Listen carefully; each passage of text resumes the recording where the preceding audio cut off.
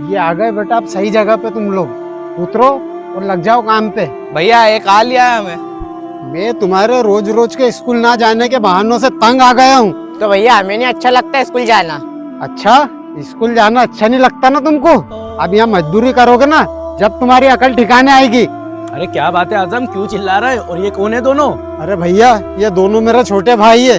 इनकी स्कूल की फीस भर भर के मैं थक गया हूँ, लेकिन इनका पढ़ाई में जरा भी मन नहीं लगता है, इसलिए मैंने यहाँ लेकर आया हूँ। अब ये मेरे साथ में मजदूरी ही करेंगे। अबे वो नादान है, तू तो समझदार है। क्या इनका भविष्य खराब करेगा? इनको भी तेरे जैसा बनाना चाहता है तू? भैया, आपको क्या लगता है ये काम करवाने से मुझे खुशी मिलेगी?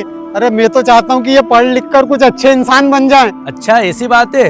ए तुम दोनों इधर आओ। सुनो तुम दोनों, पढ़ाई लिखाई की ताकत क्या होती है तुम दोनों को मालूम है? तुम दोनों यहाँ जो मजदूरी करने आए हो ना, पढ़ाई लिखाई करके अगर अच्छा इंसान बन गए ना, तो मजदूर तुम्हारे हाथ के नीचे काम करेंगे।